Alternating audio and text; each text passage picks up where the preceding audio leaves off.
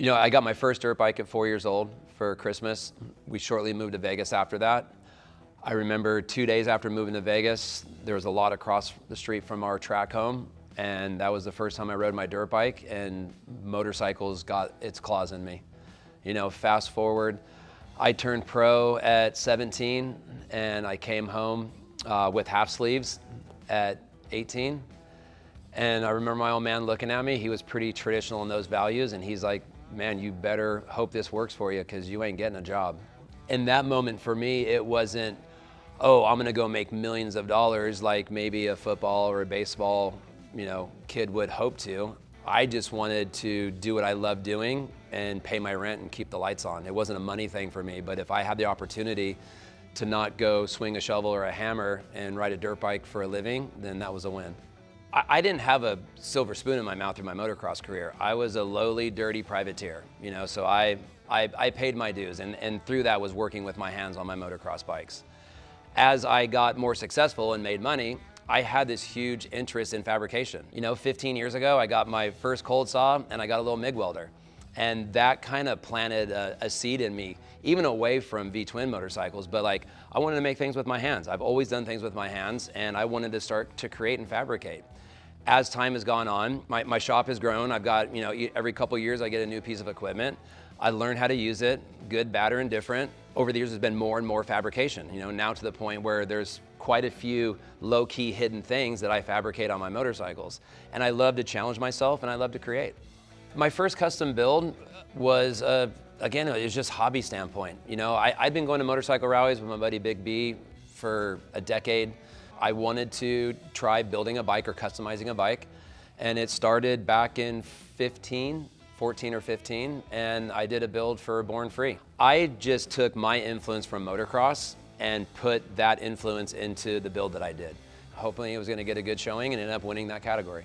My entry into V-twin was a complete absolute fluke. For the Sturgis 75th, it was a bucket list for me. I'd been to Sturgis at that point probably 6 or 7 times, and I got to be the Grand Marshal for Sturgis. Part of that, I got given a V-twin motorcycle.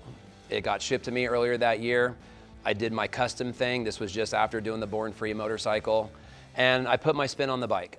Went to Sturgis, did my obligations, few magazines shot it. Cool, high five. I ride home with my buddies. I then got a phone call from Jordan, who was the editor of Bagger magazine that September. And he's like, hey, how serious about this motorcycle building thing are you? And out of nowhere, I blurted out I'm super into it. I'm serious about it. He's like, well, do you want to be an invited builder on Hot Bike Tour next year? Yep.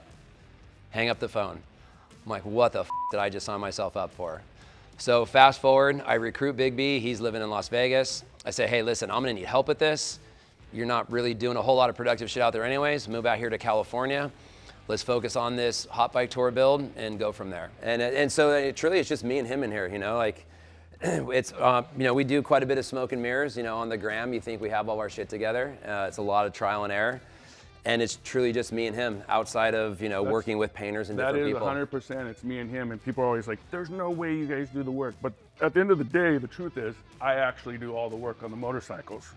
Yeah, I just take the credit. There you go, at least you know now. And another thing is that people don't realize, and you should tell them, I'm actually his personal trainer, nutritionist. I'm his nutritionist, yeah, and now his barber. So we've been he's one-stop shop. I earn my money, that's for sure.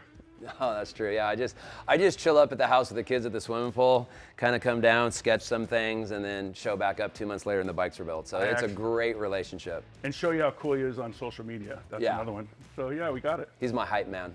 Whoop whoop. You know what the coolest thing about the seat is? It's mine. You'll never forget it. You'll never lose it. Exactly. It's got my name on it. Guy. So in conjunction with doing this hot bike build, I just did my motocross thing on the bike. It won one of the stops, it had a good showing. But what really was intriguing me at the time is I just didn't love that chassis. I didn't love how that bike rode, how that bike handled. I rode one of my friend's box stock 2016 Chieftains, and the thing handled better, it turned better. I was like, holy, I gotta pursue this more. So I got through Hot Bike Tour that year, and I literally called up my manager. I said, you need to find out who is over at Indian.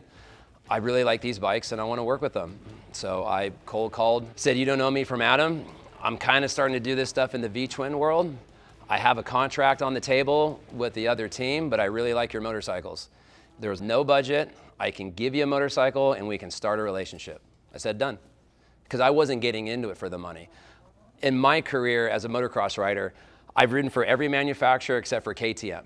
And it wasn't about the pursuit of money, especially through my privateer years. It was the best motorcycle that I thought, the best motorcycle that I could perform on. And in my opinion, Indian by far was the best platform that I could perform on. I went that direction, I ripped up the contract, I got that one free motorcycle, and I started my now 10-year relationship with Indian. So my first experience meeting Ola was pretty amazing. You know, like I was pretty new to the Indian family at that point, kind of getting to know everybody, and we just hit it off. You know, like the fact that Ola, and I mean no disrespect saying this, he's not a computer guy that came out of some crazy high zoot school that probably doesn't ride or barely puts his leg over a bike, who could go design a car, a jet ski, or a motorcycle. He is hardcore motorcycle. He's passionate about motorcycle. He could do all those other things, but his heart is in motorcycling.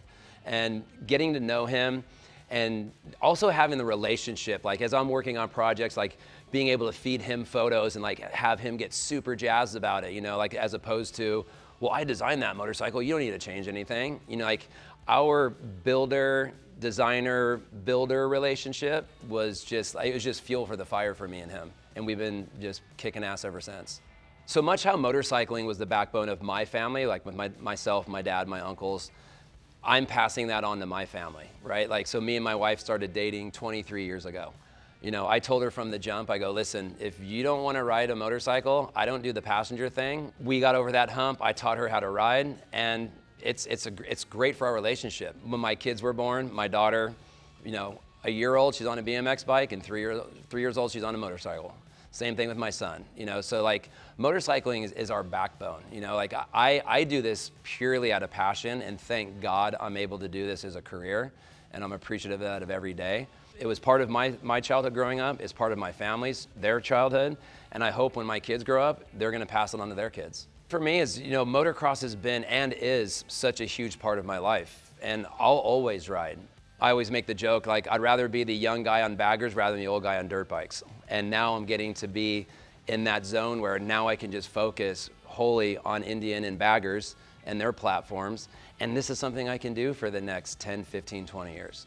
It's pretty easy for me to say, like, probably my most memorable moment was the experience of doing my first flip, the popularity, and that cycle of things. You know, like that was extreme highs and extreme lows through doing, you know, hurting myself, crashing, and succeeding.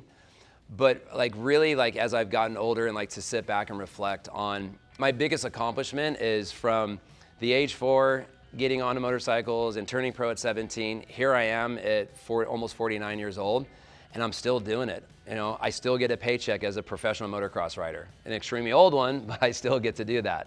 And now to be able to live this new dream that I get to do with my best friend in Indian motorcycles, to be involved with 2 wheels now for almost 45 years, that's definitely like my highest moment. If it's street bikes, if it's motocross bikes, that track I have over there, that thing is gonna be ridden until I can't put my feet on the ground anymore. Like this isn't a fad for me. It's been ingrained in me since I was 3 years old. And I'll be riding motorcycles as long as I can walk. I'm Carey Hart and I love motorcycles.